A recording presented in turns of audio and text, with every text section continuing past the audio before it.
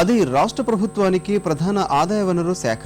హోంశాఖకు ధీటుగా యూనిఫామ్లో ఉన్న ఆ శాఖ అధికారులకు క్రేజే వేరు. కానీ రాష్ట్ర మంత్రివర్గంలో ఆ పేరు వింటేనే అమాత్యులు హడలిపోతున్నారు.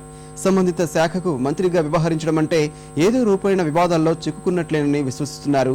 ఏమిటా శాఖ, ఏమా కథాకమామిషు, ఇప్పుడు చూద్దాం.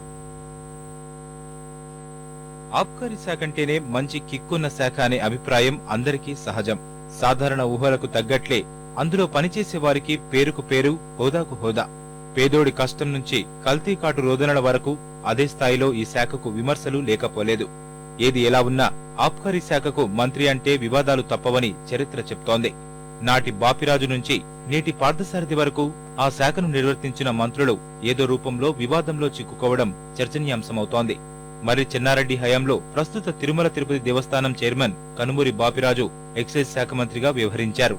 మద్యం కుంభకోణంలో తనపై అవినీతి ఆరోపణలు రాగా శాసనసభలోనే ఆయన రాజీనామా చేశారు. తర్వాత తెలుగుదేశం హయాంలో ఈ శాఖను నిర్వర్తించిన తుమ్మల నాగేశ్వరరావు, నిట్టం రఘురాంలకు వరుస తలనొప్పులు ఎదురై పదవుల నుంచి తప్పుకోవాల్సి వచ్చింది. వైఎస్ మంత్రివర్గంలో ఎక్సైజ్ శాఖ బాధ్యతలు చేపట్టిన జక్కంపూడి అనారోగ్యంతో పూర్తిగా రాజకీయాలకే దూరమయ్యారు. తర్వాత ఆ శాఖ బాధ్యతలు చేపట్టిన మోపిదేవికి వ్యాన్పిక్ భూ కేటాయింపుల అక్రమాలు వెలుగులోకి వచ్చాయి. ప్రస్తుతం ఆయన మంత్రి పదవికి రాజీనామా చేసి నిందితుడిగా జైలు జీవితం గడుపుతున్నారు. అప్పటి వరకు ఎలాంటి వివాదాలు లేని మంత్రి పార్థసారథికి కిరణ్ కుమార్ రెడ్డి ఇటీవలే ఎక్సైజ్ శాఖ బాధ్యతలు అప్పగించారు. ఆ శాఖ చేపట్టక ముందు వరకు వెలుగులోకి రాని ఫెరా ఉల్లంఘన కేసు ఎక్సైజ్ బాధ్యతలు చేపట్టిన కొద్ది కాలానికే మంత్రి మెడకు చుట్టుకుంది. ప్రస్తుతానికి మంత్రికి బెయిల్ అయితే వచ్చింది, కానీ పదవి ఉంటుందో ఊడుతుందో తెలియని పరిస్థితి. ఇప్పుడు తాజాగా ఆ శాఖ పేరు వింటేనే అమాత్యుల గుండెల్లో రైళ్లు పరిగెడుతున్నాయి.